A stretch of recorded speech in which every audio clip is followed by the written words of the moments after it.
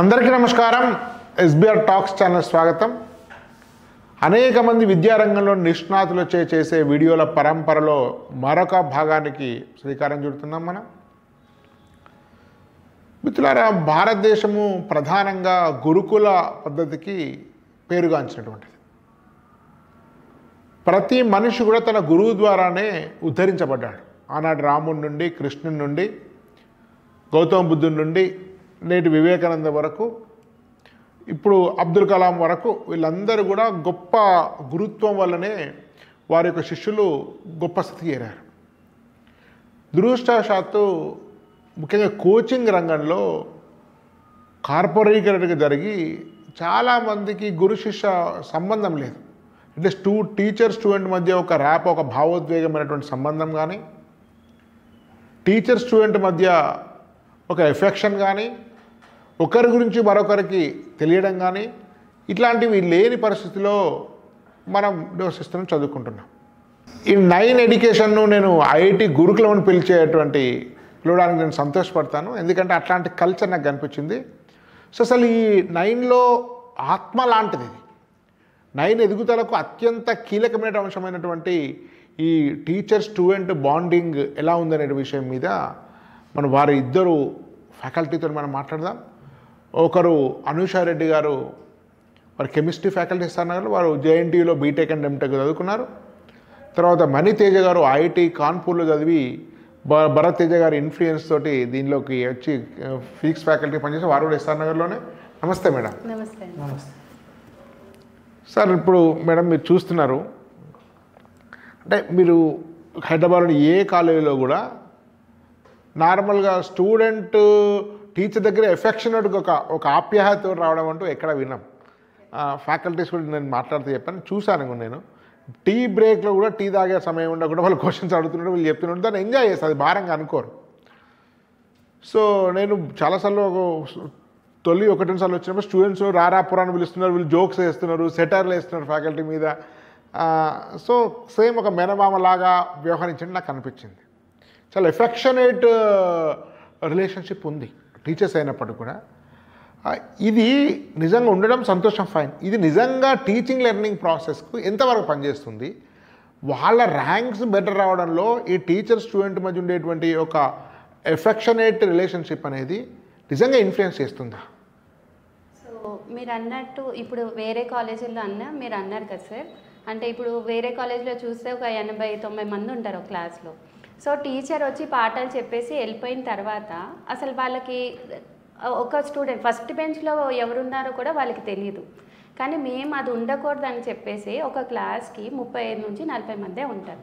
ఎందుకంటే టీచర్ పాఠాలు చెప్పేటప్పుడు కూడా ప్రతి ఒక్క స్టూడెంట్ పైన కాన్సన్ట్రేట్ చేస్తారు. అంటే వాళ్ళు అసలు వింటున్నారా, అసలు వినట్లేదు, ఎందుకు వినట్లేదు, వాళ్ళకి ఏమైనా ప్రాబ్లం ఉందా అని చెప్పి మళ్ళీ వాళ్ళని పిలిచి మేము కౌన్సిలింగ్ చేస్తాం. సో ఇదంతా ఎప్పుడు పాసిబుల్ అంటే మా దాంట్లో ఓన్లీ తక్కువ మంది ఉంటేనే అది పాసిబుల్. కాబట్టి we're restricting our strength to only 35-40. అంటే 35-40 ఉండడం ఒక అంశం, కానీ 35-40 ఉన్నప్పటికి కూడా అట్లాంటి టీచర్ స్టూడెంట్ మధ్య రిలేషన్షిప్ ఉంటుందని గ్యారంటీ లేదు. సో అంటే ప్రత్యేకంగా అంటే మీరు అవలంబించేటువంటి సూత్రాలు ఏమైనా ఉన్నాయా దానికి?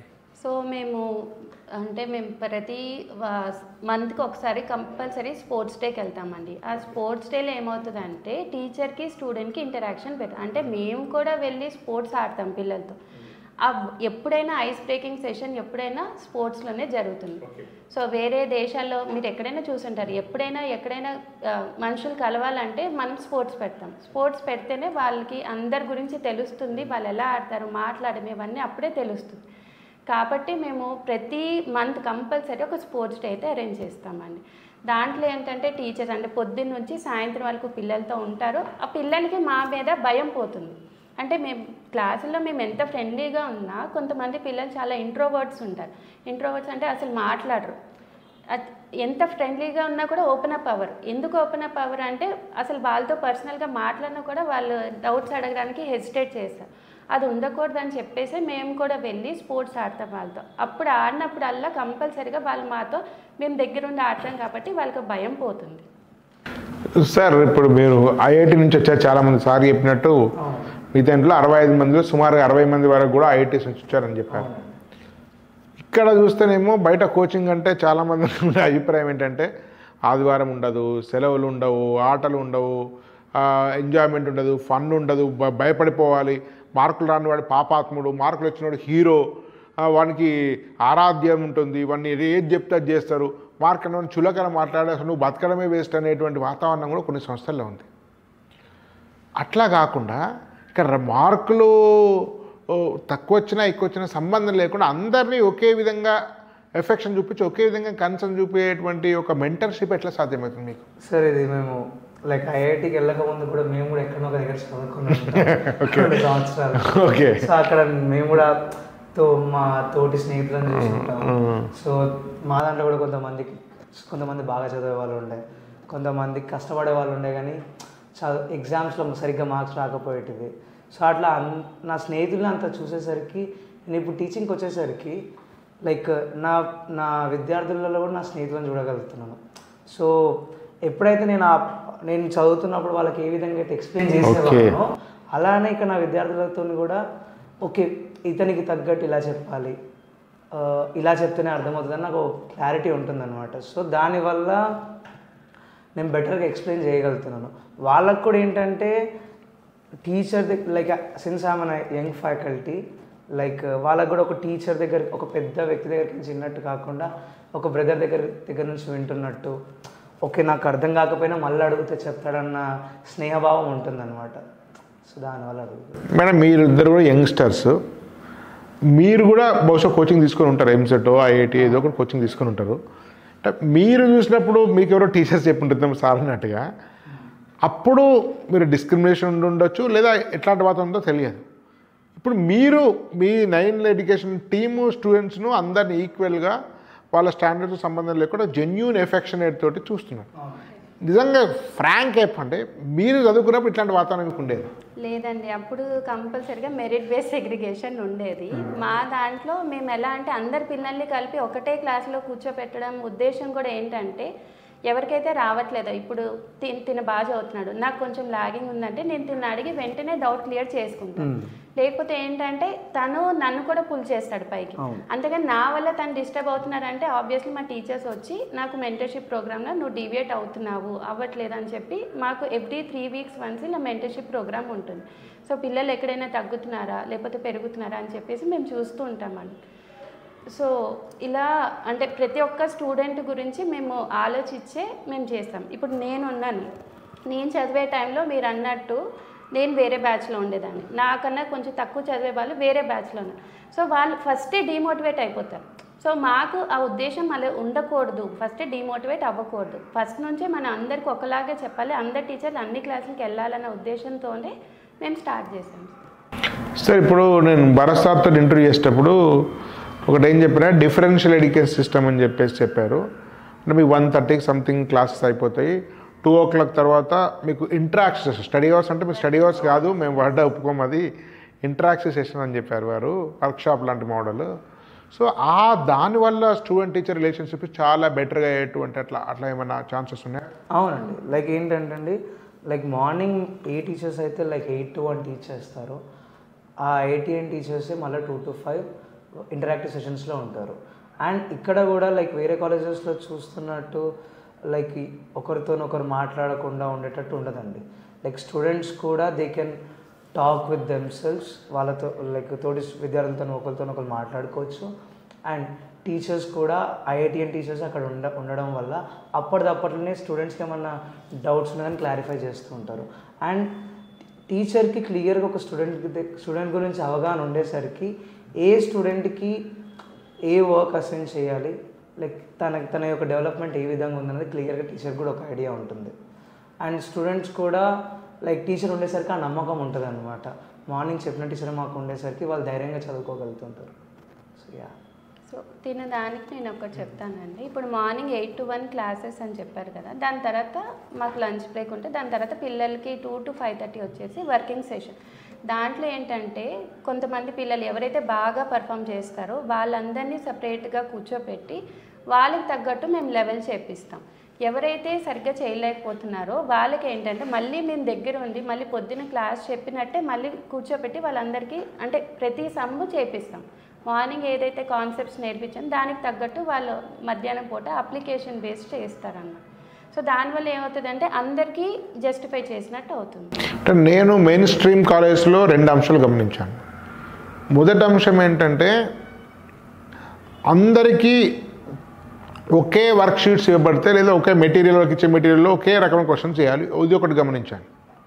వాటి స్థాయి భేదం సంబంధం లేదు, వాళ్ళు బాగా ఐక్యూ ఉన్న వాళ్ళైనా లేకపోయినా ఒకటే చేస్తారు. రెండోది ఏంటంటే స్టడీ అవర్స్ అంటే అందరు కూర్చోవాలి. నేను చూస్తుంటాను అందరు వరుసకు కూర్చోవాలి. ఒక వార్డెనో ఒక జేఏలో కట్టబట్టుకొని అటు ఇటు పోలీస్ లాగా గురకలాగా తిరుగుతూ ఉంటే వాళ్ళు ఇట్లా కూర్చొని భయం ఇట్లా చూసుకొని చదవాలి. ఈ 2 గమనించాను.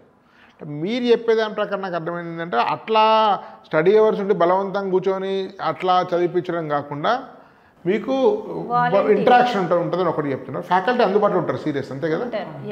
రెండో విషయం ఏంటంటే ప్రతి స్టూడెంట్ స్థాయిని బట్టి మీకు వర్క్ షీట్స్ ఉంటాయి అట్లా మీరు మీరు అట్లా ప్రింటింగ్ ఉంటాయి మీకు అట్లా అంటే వాళ్ళకి మేము ఆల్రెడీ 9 ఎడ్యుకేషన్ మెటీరియల్ ఇచ్చి ఉంటాం. దానికి తగ్గట్టు వాళ్ళు ఎవరైతే చేయగలుగుతున్నారో వాళ్ళంతటికి వాళ్ళు అంటే టీచర్ హెల్ప్ లేకుండా ఎవరైతే చేయగలుగుతున్నారో వాళ్ళు చేసుకుంటూ వెళ్ళిపోతారు.